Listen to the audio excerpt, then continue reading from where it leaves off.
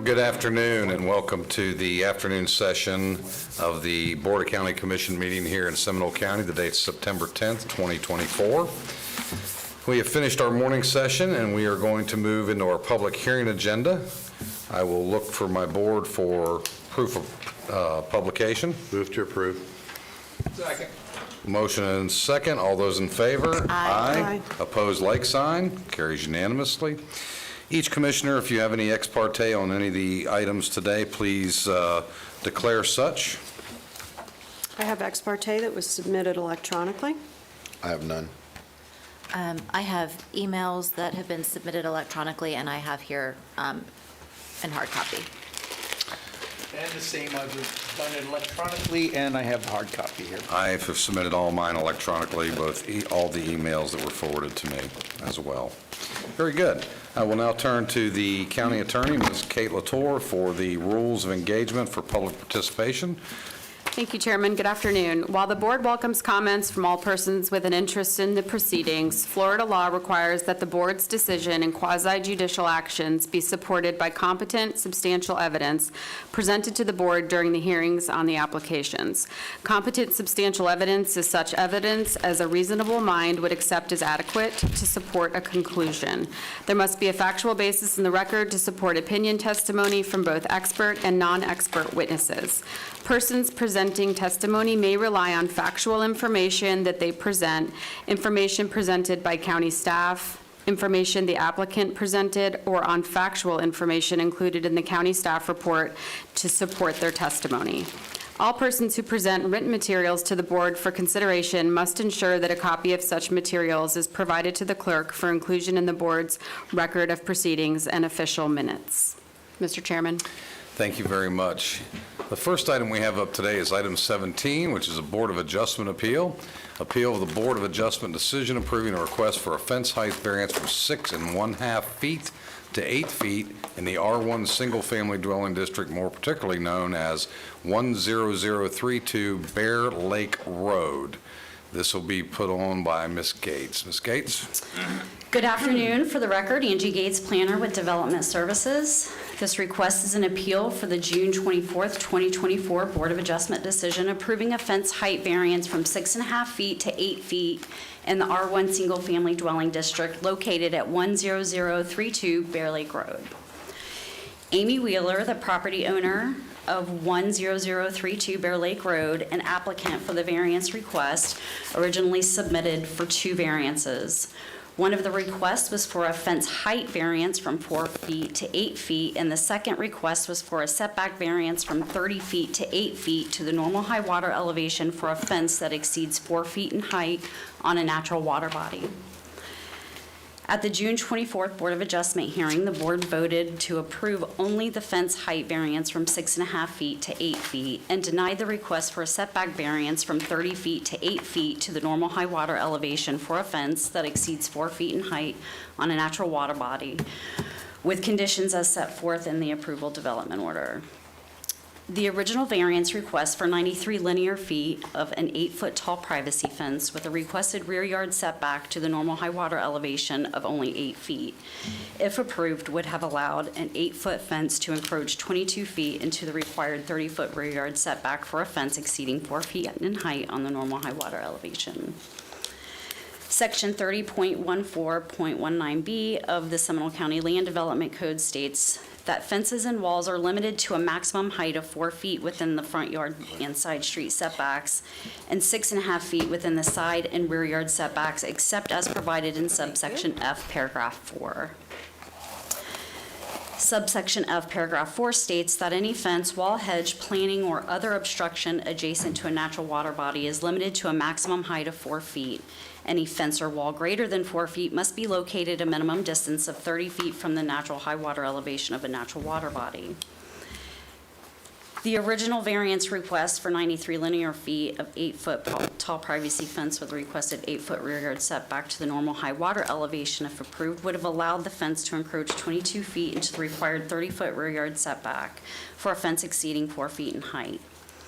Staff recommended a denial of the entire fence to be 8 feet in height. Decision of the Board of Adjustment left the portion of the fence outside of the normal high water elevation setback remaining.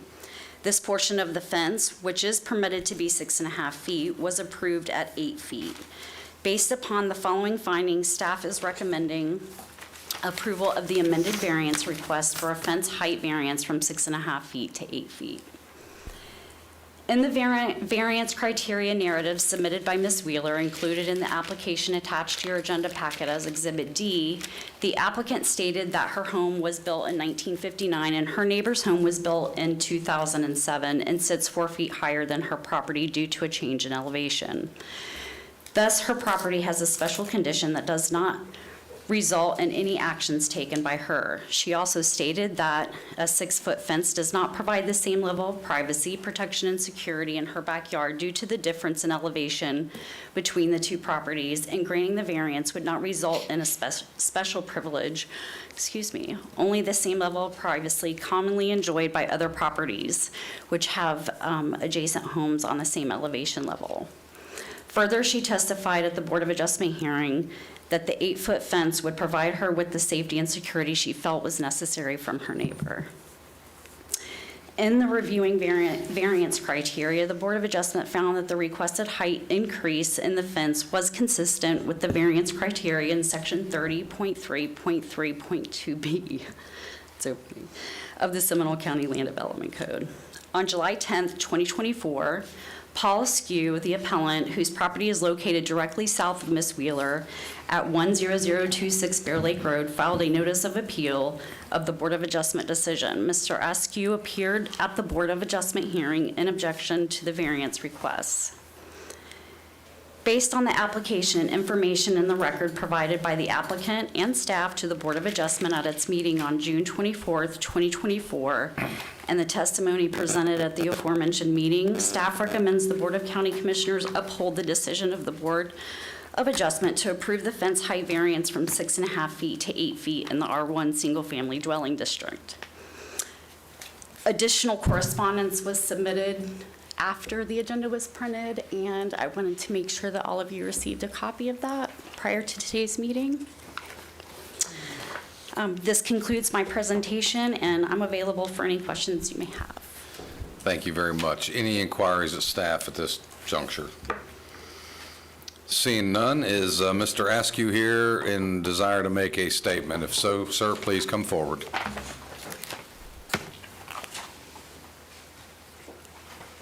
Good afternoon, and please state your name and address for the record, please. Good afternoon.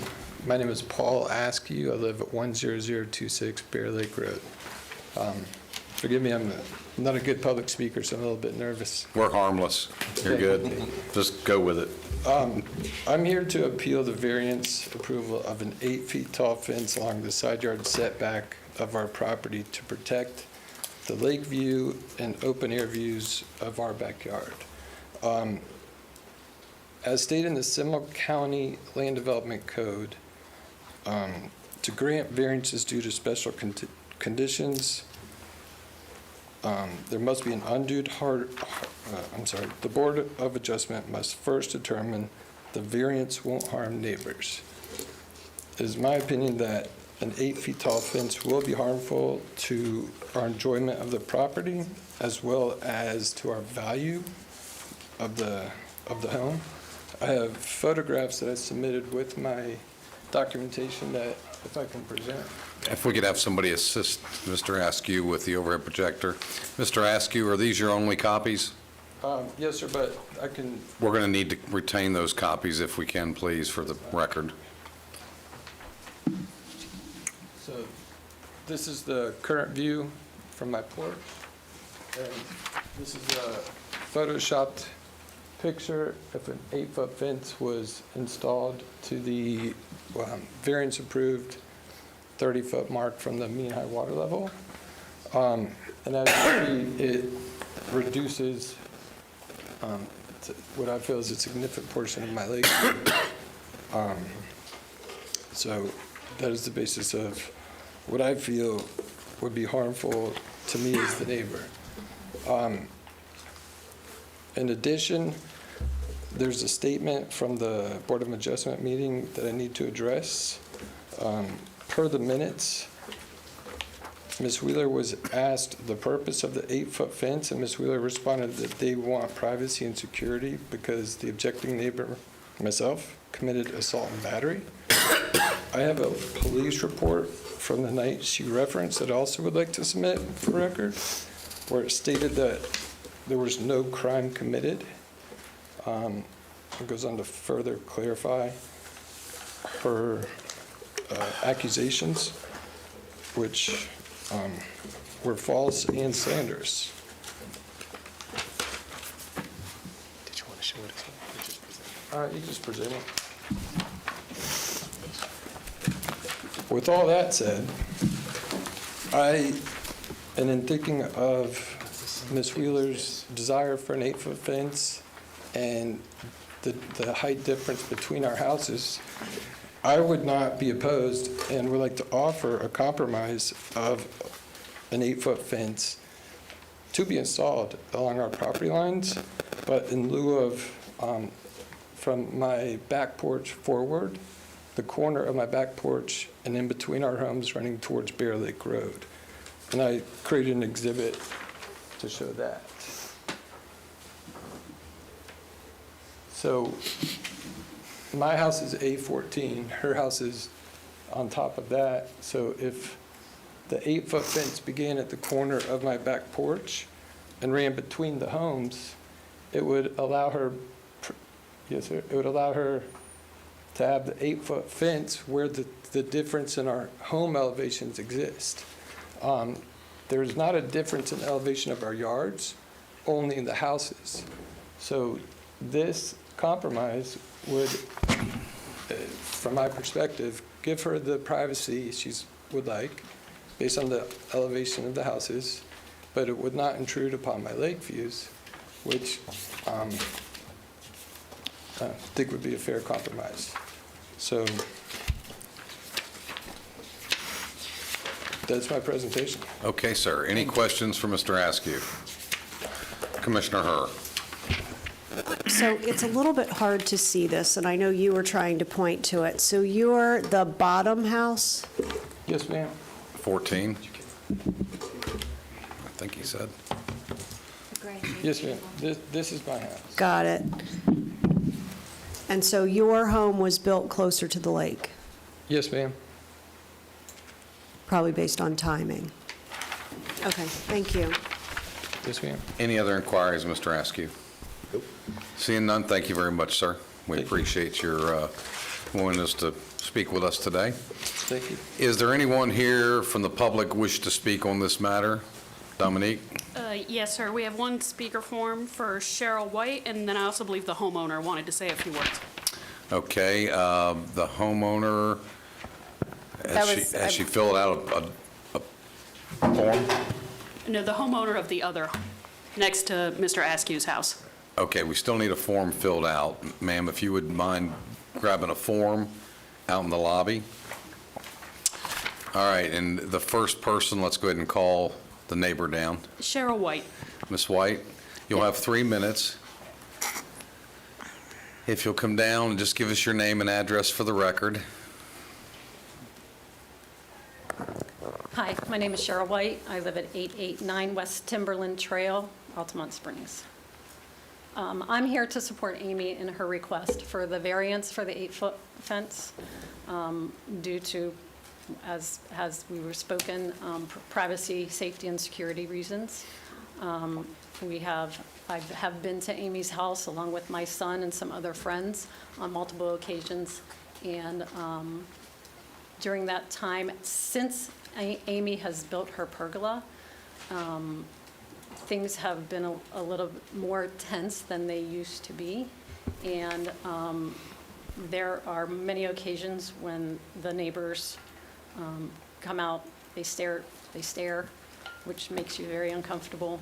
They eavesdrop on our conversations, and it just makes for a very uncomfortable situation for family, friends, and anybody who is there.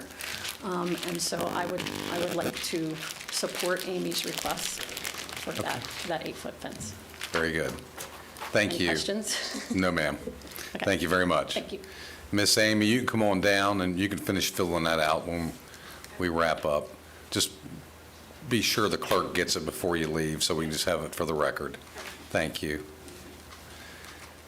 Hello, my name is Amy Wheeler, for the record. My address is 10032 Bear Lake Road. I really don't have a whole lot more to say other than was presented. Mr. Askew's compromise, and in my opinion, I'm not willing to accept that. Their hedges were 8 feet up until recently, and so I don't feel that their lake view will be impacted with where the fence will end, the 8-foot fence. All right.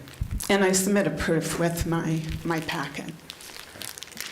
All right. Anything else? No. Thank you very much, Ms. Thank Wheeler. you. All right. Any more folks from the public that wish to weigh in on this matter? No, sir. Seeing none, we'll close public input. The applicant will be given an opportunity for rebuttal. Mr. Askew, please don't yell out. Just come on down to the podium if you have something to say. Yes, sir. Go ahead. In reference to the hedges, my hedges have not been 8 feet tall. We had them planted, they were about 6 feet tall. When we learned about the code of 4 feet tall, we had them cut down 30 feet back behind the mean high water line. So Okay. that statement again was false, just like her statement in the variance board meeting, and I hope that that does not get used against me like the false statement she made at the variance meeting did get held against me. So, that's all. Great. Any further questions, Mr. Askew? Seeing none, thank you very much, sir. Thank you. All right, we will go to board action. Commissioner Constantine, this is your district. Chairman, I have a question for staff, if I may. Please. If staff would come forward, Commissioner Delary has an inquiry. Thank you. I see a retaining wall that separates the elevation between the two properties. Is that correct? Yes. So would the fence be installed on the property side of the bottom of the retaining wall? Is that why? Yes, it would be on her side. Okay, so basically, they're not looking for 8 feet above the retaining wall. Correct. They're looking for the fence to be on the lower end of the retaining wall, so that's why there's a difference of height. Correct. Okay, just want to be clear. Yes. Yep, no problem. Thank you, Mr. Chairman. You're welcome. Commissioner Constantine? You know, I think this is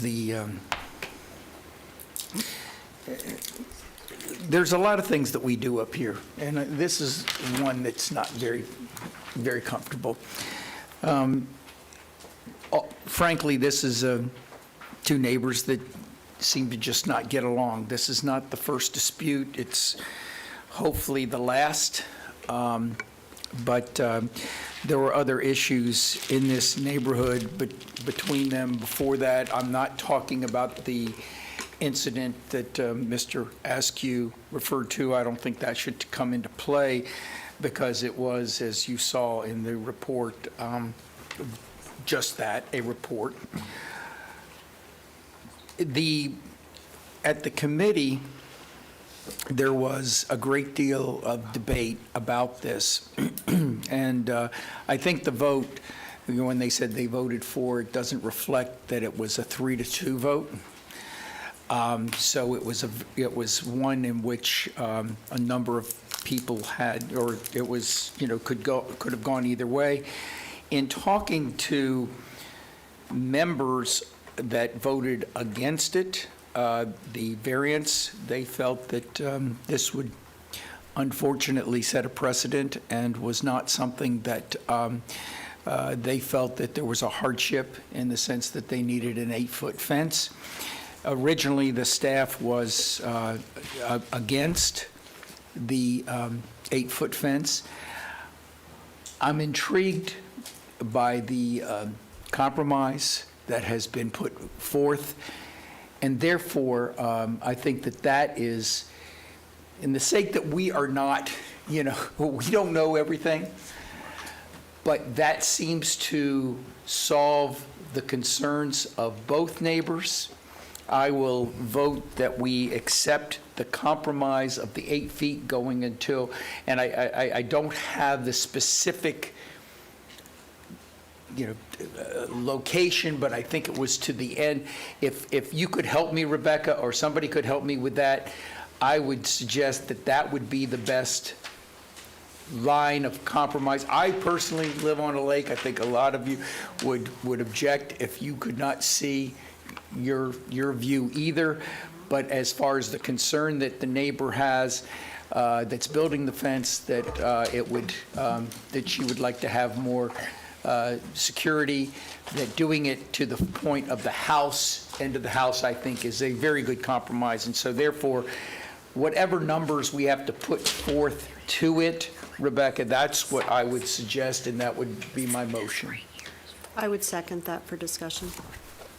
And so does that, are we talking about from what That appears? compromise right there. Right, where the line's drawn across A13 and 14? Correct. That would be, the fence would be 8 feet to that point and 6.5 So feet. it would be basically from the rear building lot line of the main residence of A14, moving forward and away from the lake. Street. Correct. Yeah, so the fence is on A13, correct? Yes.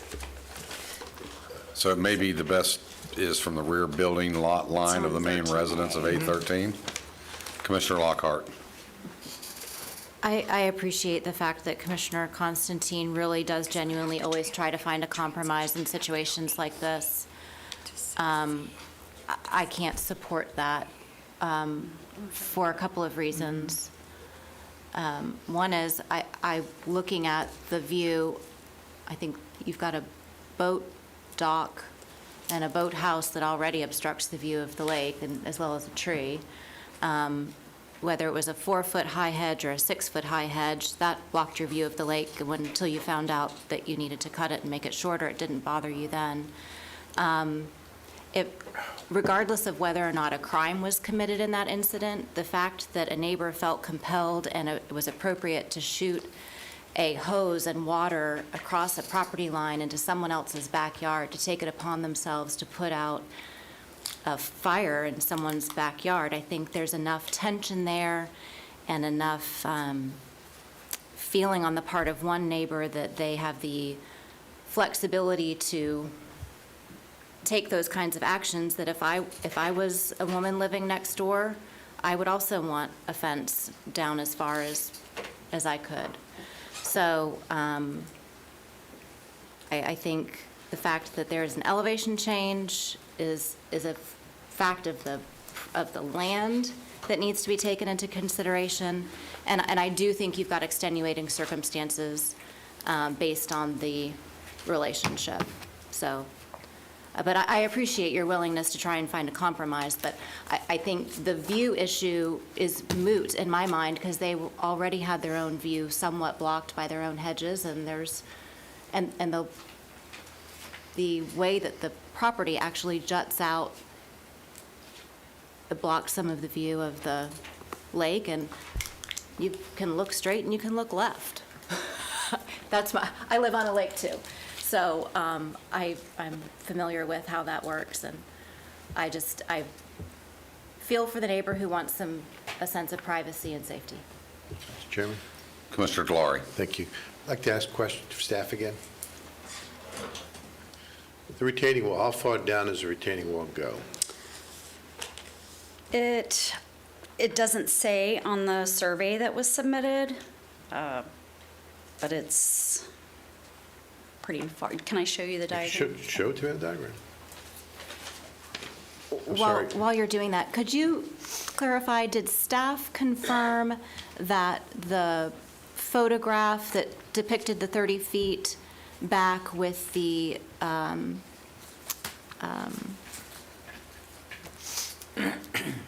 the black mark that made it look like that was that confirmed that was 30 feet? It was, yes, was it to scale? It's not to scale, so we can't confirm. Okay. So that may not, in fact, be the actual blockage of the view. Correct. Got it. So the wall indicated here, did I just turn that? You can hear me, I'm loud. The wall that's actually indicated here, that's on Mr. Askew's property, it doesn't say how long it is. But it is approximately 6 feet in height. Looking at old building permits for Mr. Askew's property, that's what it stated on those site plans, as far as height goes, but it did not state how long it was. My issue is that with the differential of the elevation between the two properties, because of that retaining wall, that 6-foot part of the fence needs to be above that retaining wall, however long that retaining wall is.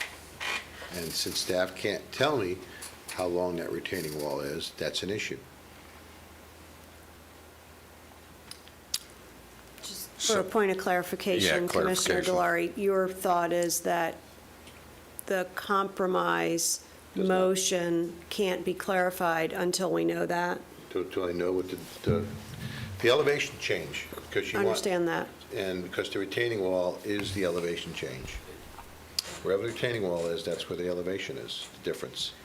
So I think what I heard, and That's my staff can correct me if I'm incorrect, I think what I heard was the elevation of the two properties are the same. The elevation changes in the pad where the home is built. Right. No. No, They said. it's completely different, and I can speak on behalf of that because previous variances that were done for Mrs. Wheeler's property, I went out there and I could see visibly the elevation change on both in the rear of the property and on the house pad. I don't know what the elevation is, and I Sure. don't know the exact feet, but you could visibly see it, and you can also see it not see it visually, but it was stated by the officer in the report that was given by Mr. Askew that it needed to be visually noted, or to be noted in the report, that there was a substantial change in elevation from the properties. So even though you do put a 6-foot fence. Mr. Askew, just be patient, sir, please. So even if you do put a 6-foot fence in, because of that elevation change, you're effectively getting 4-foot distance in elevation of the fence. I'm sorry, I don't understand the question. If the fence goes to the bottom of the retaining wall, okay, and the retaining wall is how high? So, is it okay if I interject some Please. information? Yes. For the record, Rebecca Hammock, Development Services Director. So my understanding from the appellant, the applicant for the appeal, is that the retaining wall that is being reflected, that Angie is showing, is actually not a retaining wall that runs along the south side of the property. There is a retaining wall that runs, or appears to be a retaining wall that runs along Mrs. Wheeler's property, but it runs north-south. That's what I thought. That's what I thought it was, Yes, too. this is a wall right here. This is just a wall. Right. In the photo that I have in my hand, it's in our packet, it looks like it's a retaining wall. Because her elevation is so much lower. And if you look at the photo, it goes halfway up the distance of the condensing unit. And the condensing unit's on at least a 4-inch concrete pad or a wooden pad. That's what I'm looking at. Yes, that's the picture that Amy Wheeler submitted. That's what's in our packet. Yes. I'm just gonna show.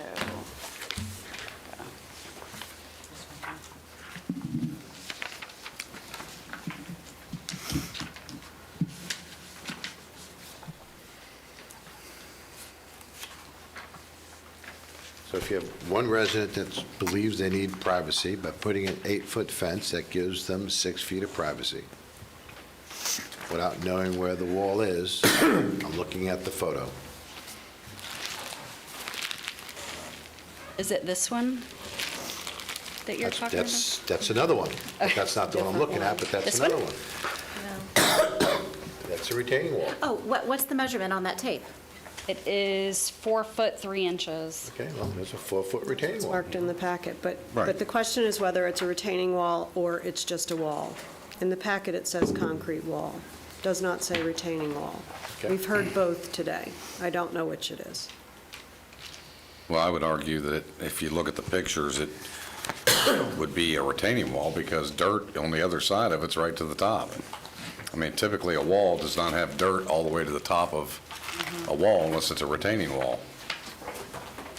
If that's the section that we're talking about. So these are very narrow sections, so. Correct. That's the piece of it that then, I agree with you on the pictures that we can see, but I don't know that that's the entire duration of the, we don't even know how long it is, let alone. Mr. Chairman, Correct. I'd like to have some additional information. Okay, well, we have a motion and a second. Let me call the question. We have a motion by the district commissioner. We have a second by Commissioner Herr. All those in favor, say aye. Aye. Opposed, like sign. Aye. Carries 3-2. Passes. No, I voted no. I voted yay. Okay, Herr voted yay. okay, Constantine voted yay. got it. So what did you just approve? Compromise. The compromise Which is what? district commissioner suggested, which is the wall that was suggested by Mr. Askew To the end of the house. to the rear building line of the existing home. Rebecca, is that correct? If you just want to bring it up, let's make sure we get it clarified for everybody.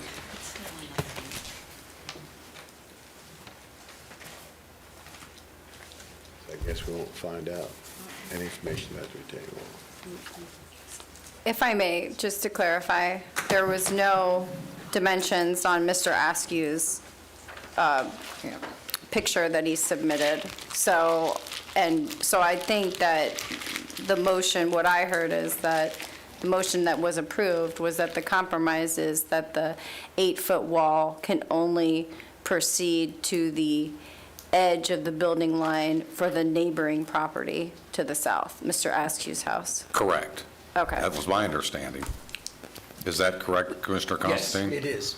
Okay, so we don't have an exact measurement for it, because I don't think, there's no numbers on that document, correct? Okay, so staff will have to determine where that is located. Sure.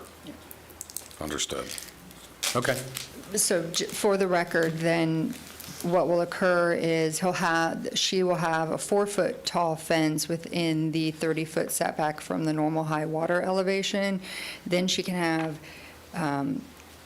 then she would be able to have the 8-foot fence No. up to, No, she'll be able to have a 6.5-foot fence. 6.5-foot fence, From there to the building line, up to there. and then Yes. 8-foot and then till 8 foot the. from there. It'll be a step up. But you would have to have a 25-foot setback from here. It can't go all the way to the front setback. Of course. yes. Correct. Okay. So it'll transition from 4 to 6.5 to 8, Correct. if that's what she proposes. Correct. Okay. Staff and council clear? Nobody's going to be happy. All good? Thank you all very much. We appreciate you all's patience with us today. We sincerely appreciate you coming down and talking with us. All right, next item up is going to be County Attorney's Report. Mr. Chairman, I don't have a report per se today, but I would appreciate just a moment to acknowledge the too soon passing of former Deputy County Attorney Paul Chipak, also your acting county attorney immediately preceding to me coming on board. Our office is understandably mourning the loss of Paul, as is his wife and family, and Paul was such an incredible help to me when I first started with the county about a year ago. I really couldn't have done it without him, and he was a great friend and mentor to many in my office and around the county, and our hearts are with his family in this time. So I just wanted to acknowledge that on the record. Thank you. Thank you. County Manager Report. Just a couple items, Mr. Chairman, thank you. One, I know that there have been a lot of discussions regarding animal services over the last couple months. I just wanted to let the board know, and I've spoken with you individually on this, that I've initiated an independent review of animal services, so that is going to be kicking off this week. I sent an email to all the animal services employees again, thanking them for their cooperation through this, challenging time, and that as soon as those results will be given back to our office, I'll be reviewing those with each of you, the county commissioners, as well. I'm staying out of the review. County manager's office, our human resources office, our county attorney's office, we're not in this at all.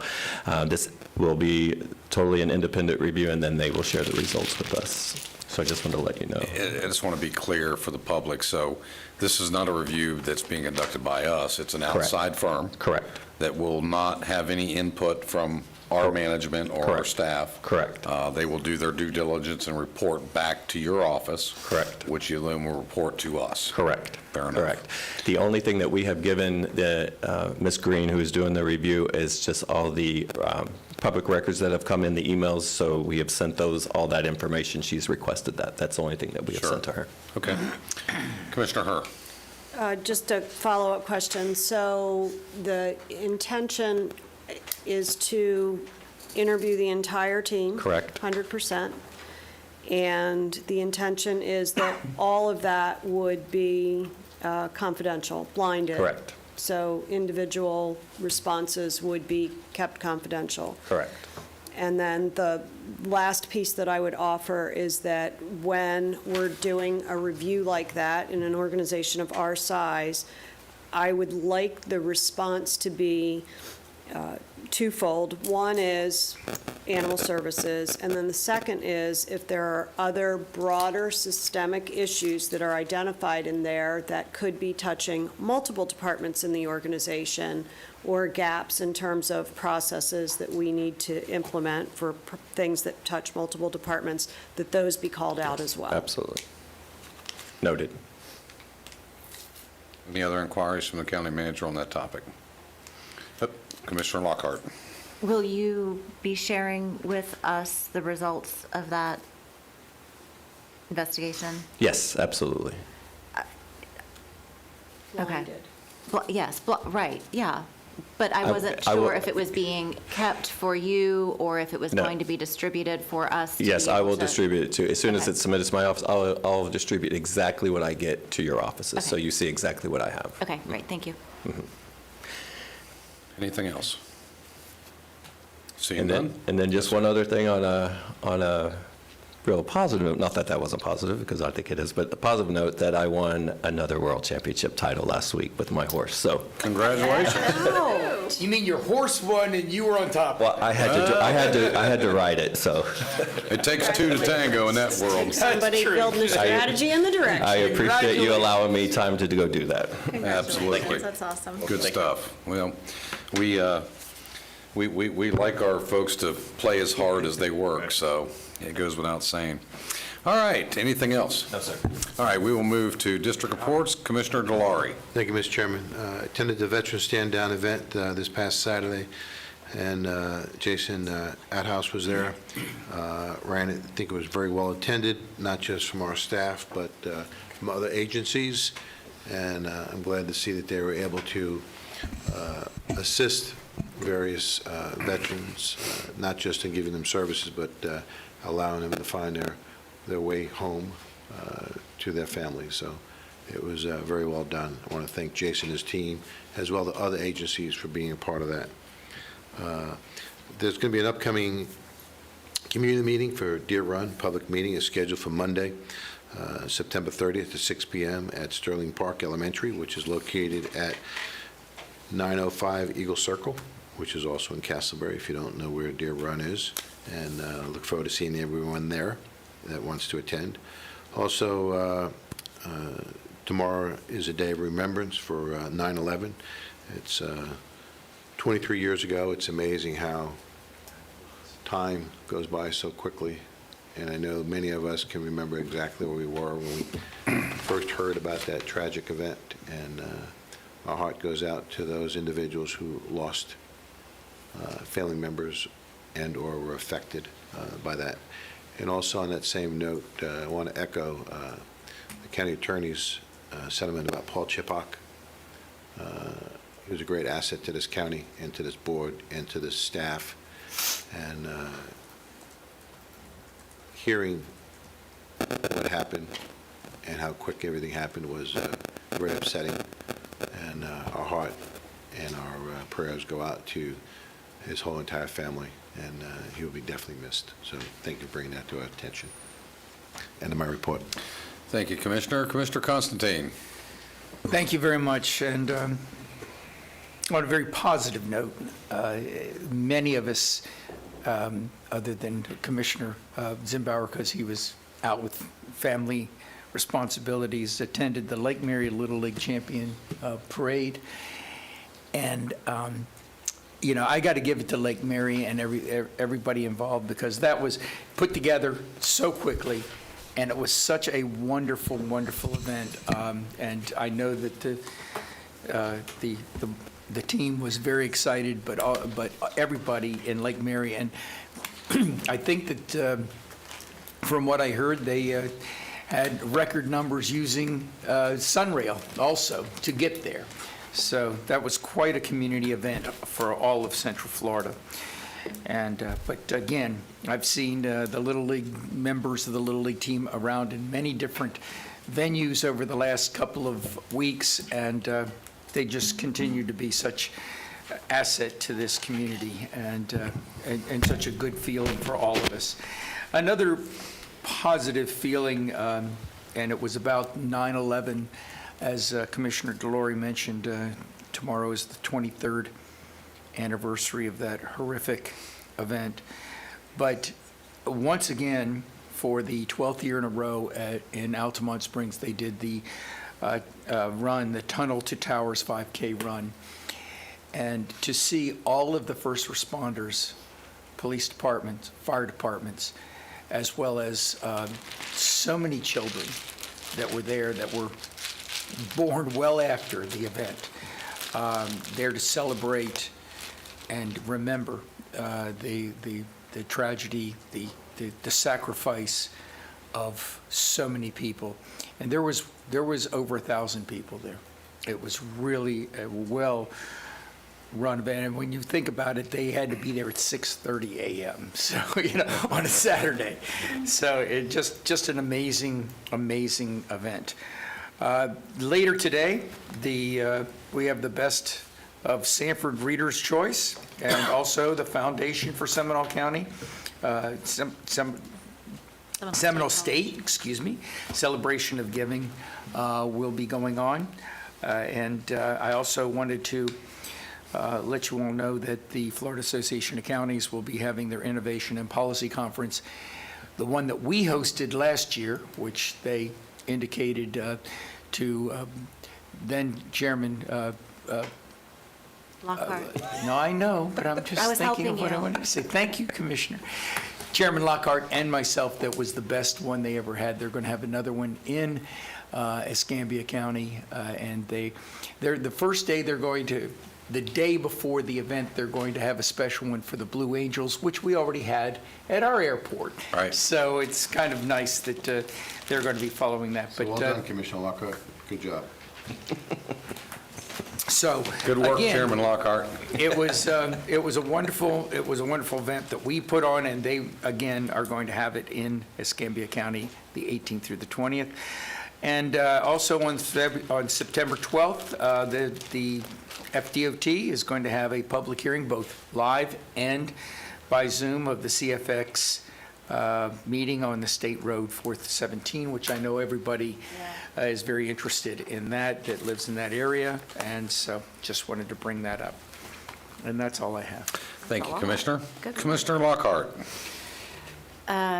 Just to round out the Sunrail conversation in the Lake Mary Little League Parade, I do want to thank one of our employees, Becky Noggle, who reached out to me. She works in environmental services, and she said, is there any chance that you think we could run Sunrail for people to get to that Little League? I was like, wow, that's a great idea. So in working with Kevin Smith, the city manager, and a lot of our folks here got in touch with DOT, who got in touch with Alstom, who got in touch with, putting everybody together.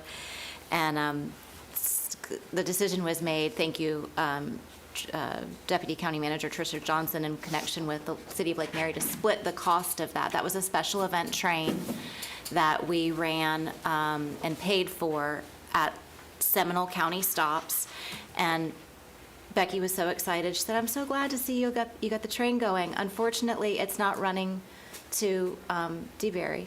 That's where she was coming from. So, Beck, I'm still so sorry. We tried. And there was a lot of feedback from folks in the region who were very disappointed that it was not running into Orange and Osceola County. And I think there was just a misunderstanding that it was a special event train that was paid for, not just a part of the regular Sunrail operations. And so to anyone out there who is bitter or holding a grudge against Sunrail, please don't. It was a $14,000 expenditure that we shared with the city of Lake Mary.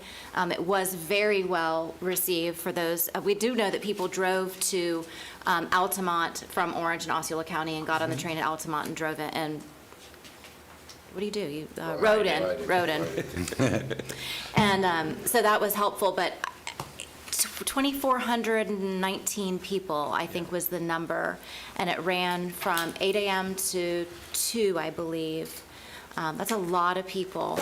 Those trains were packed, and so at some point in time, when it comes time to start having conversations, hopefully about expanding hours,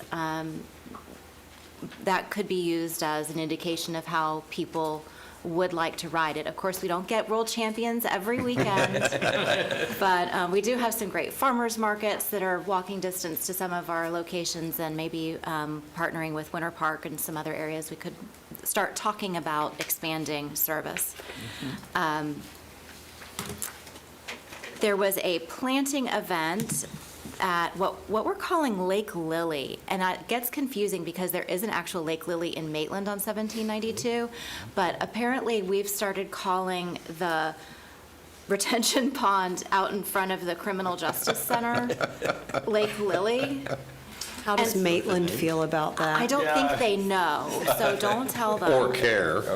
Yeah, but wonderful planting event, native plants, using that as a great opportunity to showcase how to do different types of landscaping and aquascaping. And so thank you so much to all of the volunteers and our county staff who helped to coordinate that and make that a reality. There are some photos that we can circulate for that from that event.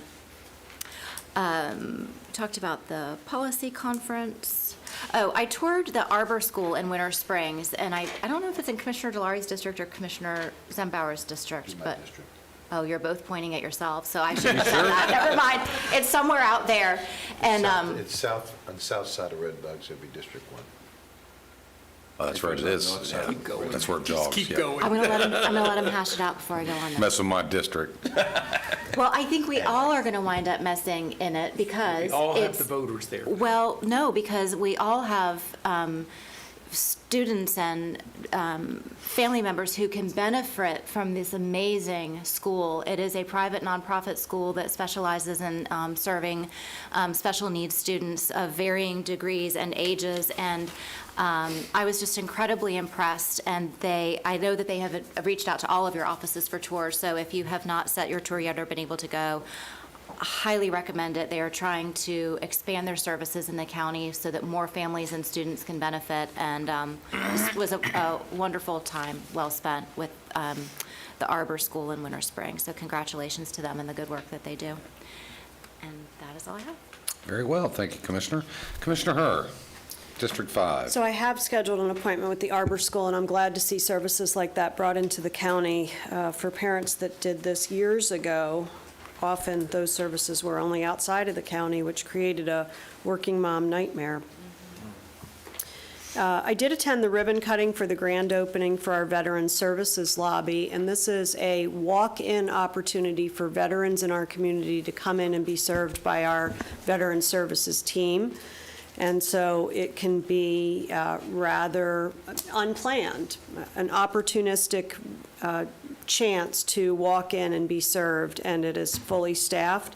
It was very nicely done, so hats off to the county manager and the entire team for doing that. And it was clearly very frugally done. So it's very comfortable and very manageable in terms of a cost. So that's important to me because then that makes it sustainable, and that's the magic to that. With regard to the Lake Mary Little League champions, I would like to challenge all of you to learn the dance.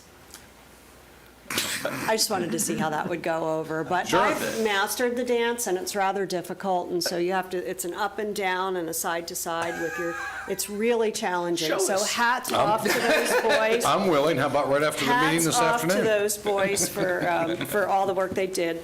I do think that we should do a proclamation for the young men and the coaches.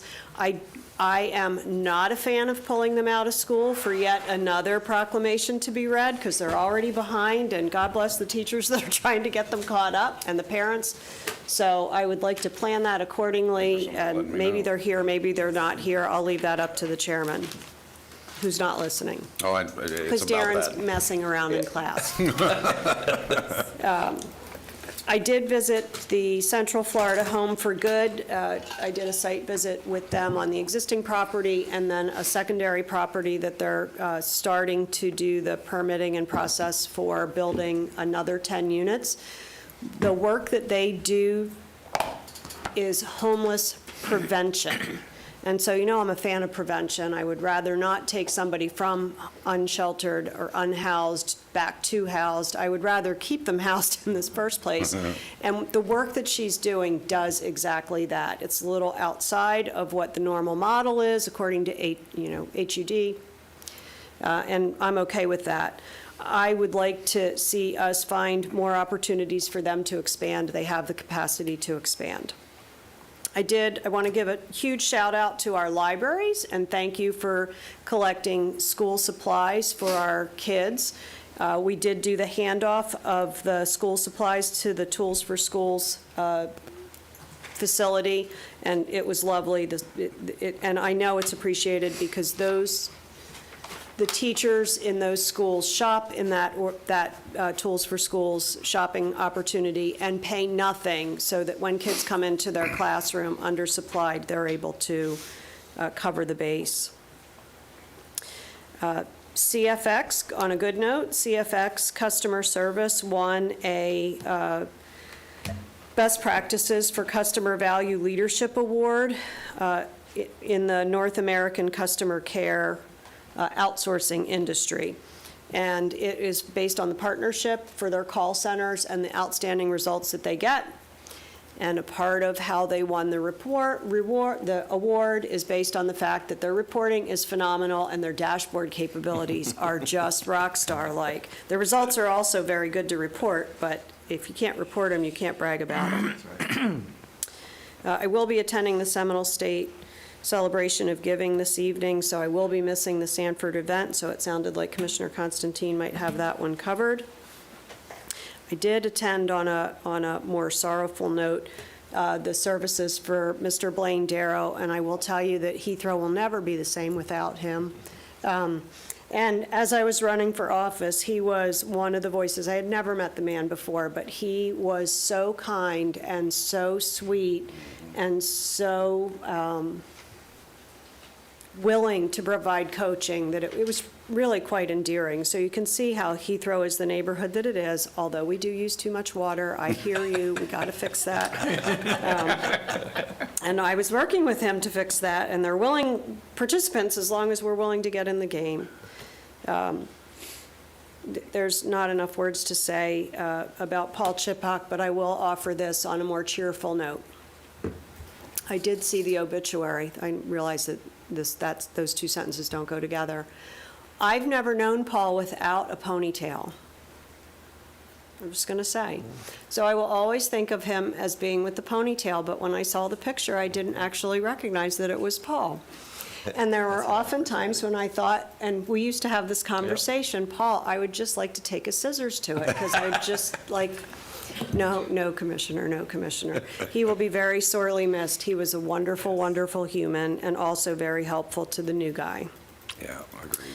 And my last request is, and we did not talk about this when we did the benefits discussion, but I have talked to the county manager about it, and I would like to see us take our pharmacy management services out to bid. It's called a PBM, Pharmacy Benefit Management Services, out to bid this next year. Does not mean that we need to change benefits, and it does not mean that we need to change networks, to be super clear. But there is a recent court case, Lewandowski versus Johnson & Johnson. We would not fall under this category because it's governed by ERISA. Government entity is not. But it does provide a reason for doing further due diligence, and this has not been looked at for years and years, and we probably need to do that. So I think it would be very prudent on behalf of the Board of Directors or the Board of County Commissioners to direct staff to have the consultant take that out to market. I've also expressed that desire for the Sheriff's Office as well. It can have a positive budget impact to both organizations without negatively impacting the employees. And it is a recurring positive budget impact if we get it. And that concludes my report. Great. Thank you very much. I will try to get through mine and Chairman's report. I won't reiterate a lot of things that have already been said. Most of the things that I have on my list, a lot of you have already covered. I did speak at Leadership Seminole early this week, as the topic being how county government impacts you as a citizen. Great class, a lot of people attended, and I look at those folks as representative of our community, because once they get through Leadership Seminole, as all you know, many of them work for the corporations that we interact with and 501c3s that interact with us and do good work for the community. So they're good representatives for the county in those places. Of course, Patriots Day, which is tomorrow, has already been mentioned. I did attend the Sharing Center fundraiser, raised about $400,000 the Sharing Center did that evening. And forgive me because I'm 2 weeks removed, and I want to thank each and every one of you for giving me the latitude to be with my daughter and my newborn grandson and those medical concerns, and thank goodness we're through that.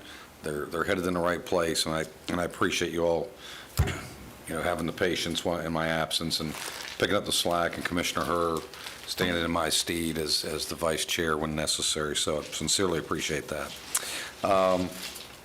Kids House 25th anniversary celebration is going to be this Friday, September 27th, 4 to 6 p.m. I'm sorry, not this Friday. Yeah, I got ahead of us. It's the 27th, 4 to 6 p.m. Everybody be getting real invitations. Yep. Of course, Sanford Airport Connector PD&E study has already been mentioned. I will not be there because I have prior commitments. Often these things come on our radar too late for my calendar. And that happens to a lot of us. Also want to thank Danny Trossett and Guy when I was not here and removed in D.C. being with my family, watching the little World Series. I immediately reached out to them to discuss about having them come in for a proclamation as well as a parade, and Lake Mary got the parade done. And they were supposed to be here tomorrow night for a proclamation, because tomorrow night is our first budget hearing. Right. But we've just recently learned they will not be able to make it. So I've asked the county manager to continue to dialogue and reschedule them to come in for a They had a better proclamation. invitation. Yeah.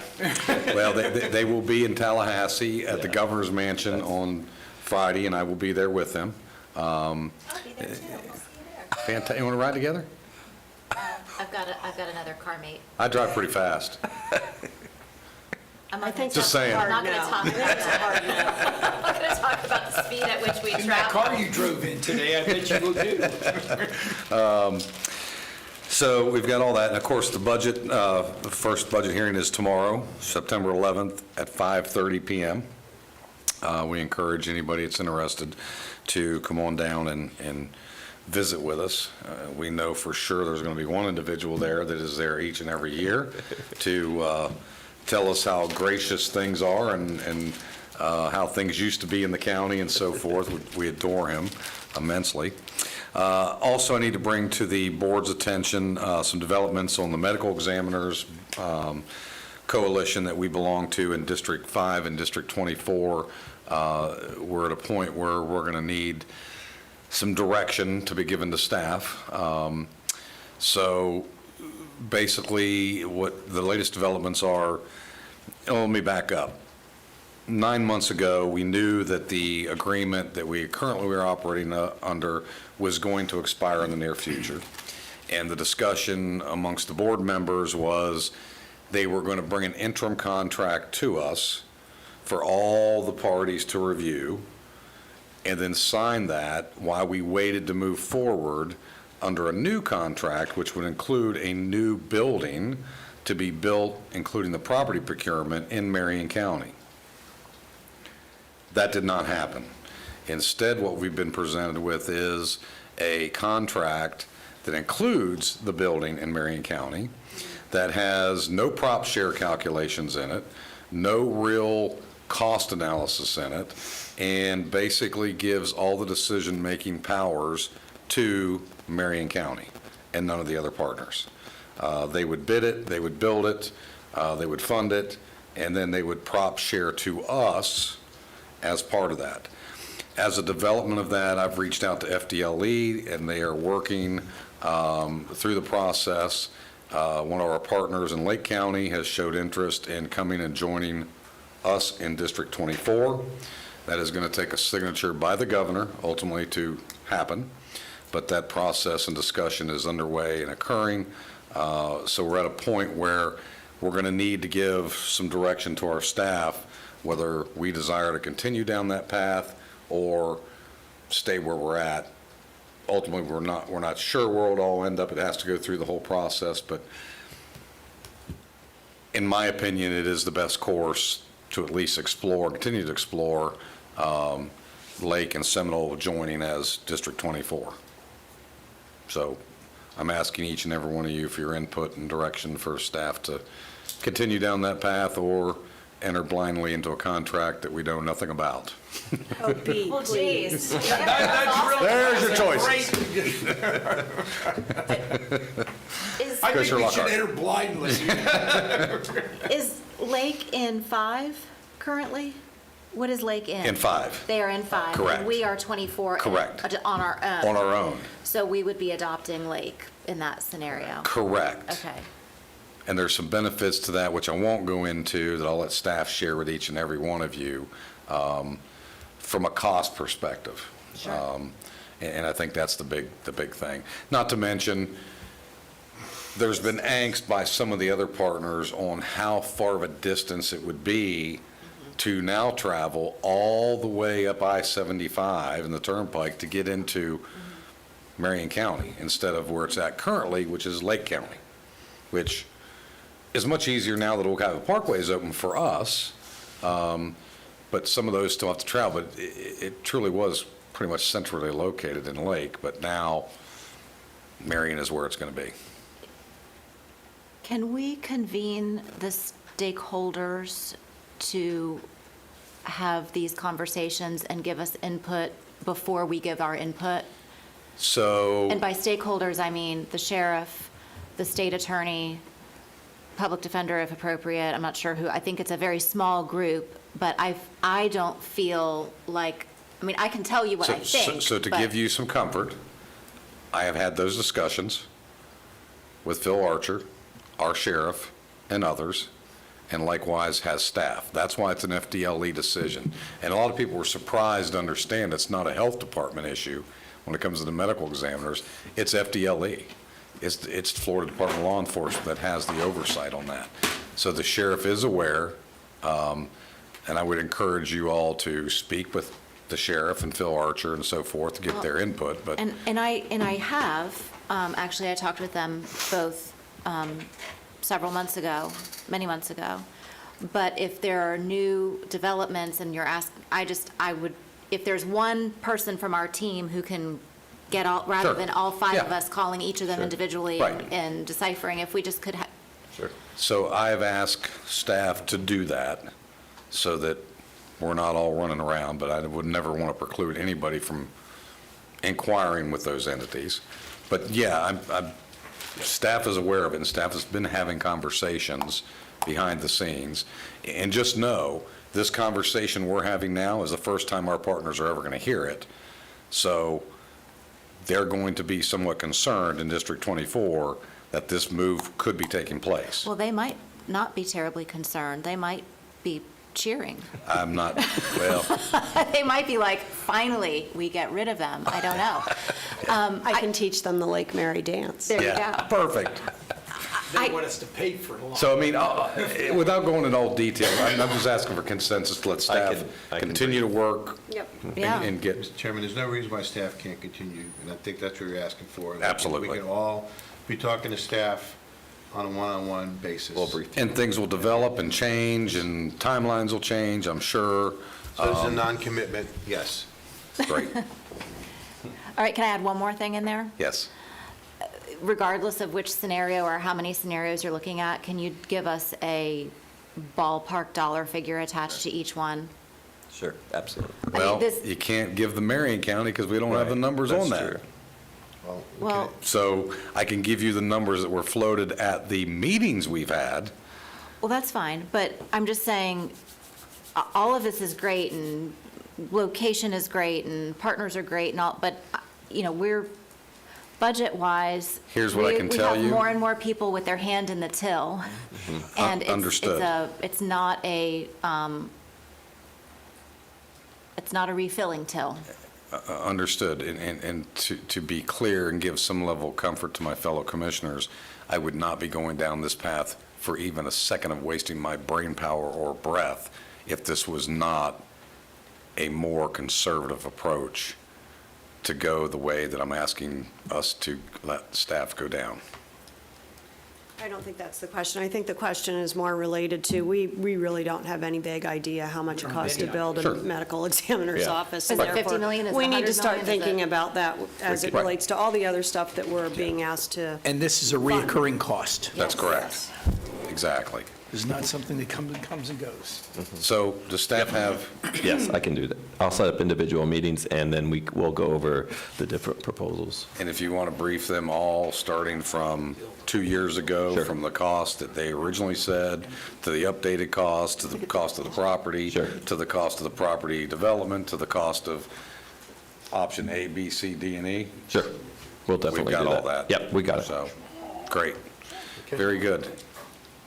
That's Sorry, it. we're planning things over here for you. We got it, Bree and I are Perfect. figuring it all out. We got an empty building, we would have put it in. Well, anything else from the commission? Seeing none, we will now open the open portion of our public comments session. If you are here to speak on a non-agenda item, please be sure to fill out a speaker form. You will be given 3 minutes to address the commission. We will start. Ms. Dominique, do you have a list of folks that wish to make a statement? We just have one speaker, Dennis Shepner. Okay, Mr. Shepner, if you'd come forward, please.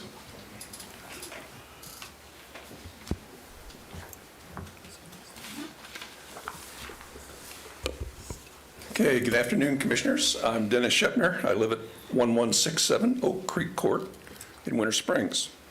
First, I want to thank each and every one of you for the 3 decisions that were made on the July 23rd BCC meeting. Quickly review those. Number 1, agreeing to submit the 18,663 apparent election violations in Seminole County to the Supervisor of Election for investigation and remedy. Number 2, placing a Seminole County TV camera in the canvassing board meetings to live stream and record. 3, amending the administrative code regarding commissioners' role and participation in election canvassing boards. Okay, having said that, regarding the submission of the apparent election violations, I have been unable to confirm that the apparent election violations were sent to the SOE as decided in that meeting. I have requested multiple times from both the county attorney's office and through public records requests without results. What I have received twice were copies of the previous letters, August 7th, August 9th, August 12th, as well as the most recent letter of August 13th to the Seminole Office of State Attorney, which included our public testimony and the 3 recent BCC meetings, as well as additional election matters dating back to March of this year. What I have not been able to learn is whether the board's July 23rd decision and guidance to the county attorney was executed. I see no evidence that the election violations were sent over to the supervisor of election, and I'm here to request the cover letter of that transaction if it has been completed. If it has not been completed, I ask that it be done so immediately and expedited. Regarding the Seminole County TV coverage of the County Canvassing Board, I have heard from a number of citizens that agree with my email that I submitted to a couple of members of the Canvassing Board requesting changes to the positioning of the camera, among other recommendations. The camera is too far away from the action of the Canvassing Board. People are blocking the view between the camera and the Canvassing Board table. The overhead projector that the Canvassing Board and the Supervisor of Election Office uses is too weak to be easily seen on the screen. And quite often, what is happening on the table is not presented in that overhead projection. It misses it. So I have not been able to learn progress as to revising the amending the county administration code in regard to the clarification of the commissioner's role on the election canvassing board. So I ask that you kindly direct me to the person that can explain the current status of that to me. Second, I want to publicly announce that the United Sovereign Americans lawsuit against the state of Florida was filed initially. Mr. Shopner, out of time. If you'd wrap it up, please. Okay, it was initially, it was submitted on August 29th. I provided an email to you. I urge you to read that if you haven't. It will be very enlightening. So in conclusion, here's a quick review of my 4 asks that I have today. Please share with me the cover letter of the election violation submission to the SOE. Number 2, make plans for better TV coverage of future canvassing boards. 3, direct me to the changes made in the administrative code. And 4th, read the lawsuit filed if you haven't done so yet. So, thank you, Mr. as always, Shopner. thank you for your time and attention. Thank you. County Attorney, would you like to address the mailings? I was copied on those mailings that were sent to the Supervisor of Elections Council, as well as the Secretary of State, as well as the state's attorney. Yes, many letters were sent to those entities in the weeks following the July 23rd Board of County Commissioners meeting. The initial letters were sent within a week of that meeting. Mr. Shepner's data came in shortly thereafter and was sent under separate cover on the same day that I received it. If he has not received the appropriate cover letter transmitting that, I do believe that was sent on a thumb drive because it was such an extensive amount of information. But I can attest that it was also forwarded to the Supervisor of Elections, the Division of Elections. And the reason it was submitted, we were waiting on Mr. Shupner to supply that information. Correct, and so our letters did go out. And I insisted it Yes. get out as quick as possible. Absolutely. Without the data, and then the data finally did come in, which was sent after that, which is the thumb drive. So if you'd be kind enough to provide that information to Mr. Shupner. I absolutely will. I think that would be appreciative. As far as the administrative code, if y'all did something while I was out of town, I'm not aware of that. Has there been some kind of administrative code change that I'm unaware of? No, there's been no administrative code change yet. This was an ask from Commissioner Lockhart several months ago that we establish a formal policy of how the board will appoint its representative or an alternative representative to the canvassing board. That just we've not had a chance to work on that yet, but it is something that is on the list and that will get done. And so is the anticipation you're duplicating the existing statute? More or less, with maybe a little bit more detail on how often we will, or the board will make that appointment. There's been a practice that it was only done every 2 years. That's not necessarily how it needs to happen, but it's going to be a little more granular than the statute and go into your into the policy of the county on how that happens. Okay.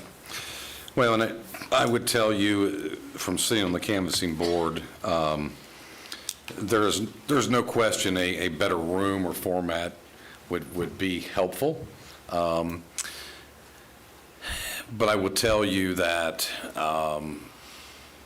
my experience of sitting on that board, I've gone out of my way to ensure that everything was being done in front of the TV cameras and everything was being done on the overhead projector. The lighting in the room arguably may not be the best. We've turned lights off in an attempt to do that. I suspect as things move forward, we'll be able to change that. And what I would like to ensure that we do from the county side is have a clear delineation and make it abundantly clear whose canvassing board it actually is and who will set the tone for the layout of those rooms and so forth. I know that there is a vision long-term and maybe not so long-term that we will be doing some additional development at 5 Points, which includes the Supervisors of Elections office. That would be the time to make sure that we have deployed as much technology as humanly possible that's reasonable to give that oversight. I think we do a pretty decent job with the tools we have currently. And I had several people call me after those canvassing boards that said they were watching it on SGTV, and they said, if they heard me say one more time, duplicate and replacement ballot, they were going to lose their mind.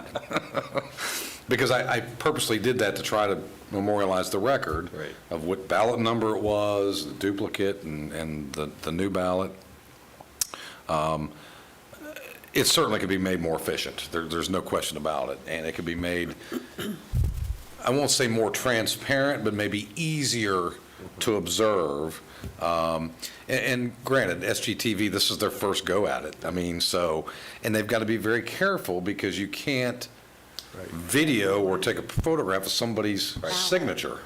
And so that becomes problematic as well. So it's that fine line of where to go.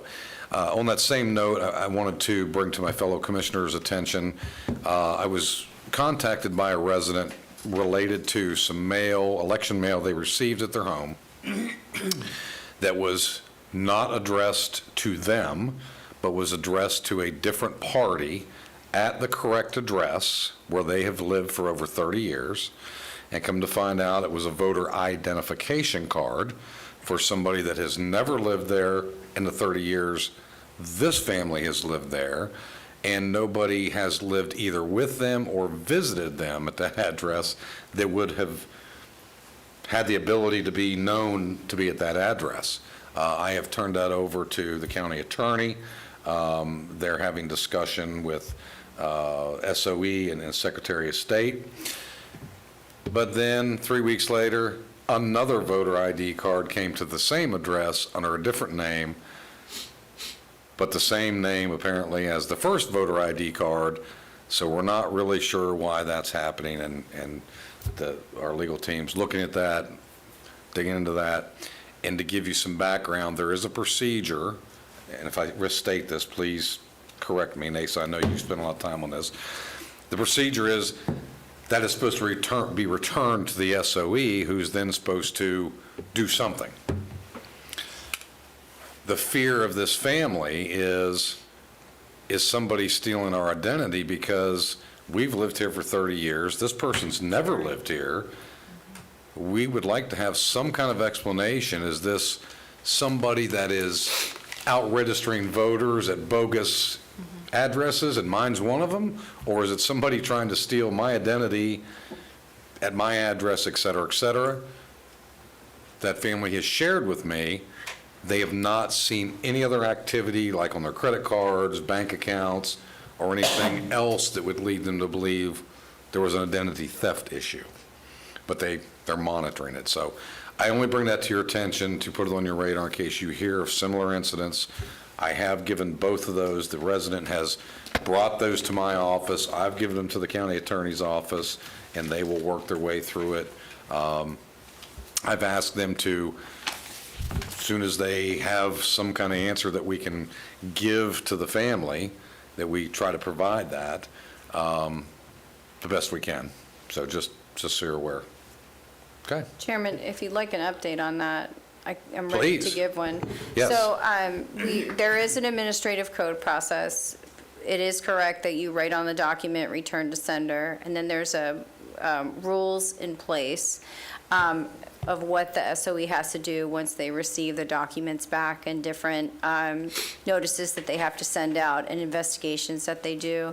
I did contact and spoke with the SOE's attorney, and she is going to, she was aware of the administrative code, but then also look at, to see if there's any internal policies, so to give more information to the property owner about what the process is exactly when it comes back and who handles it, and the means in which the citizen can track that and who they can get in contact with the SOE's office.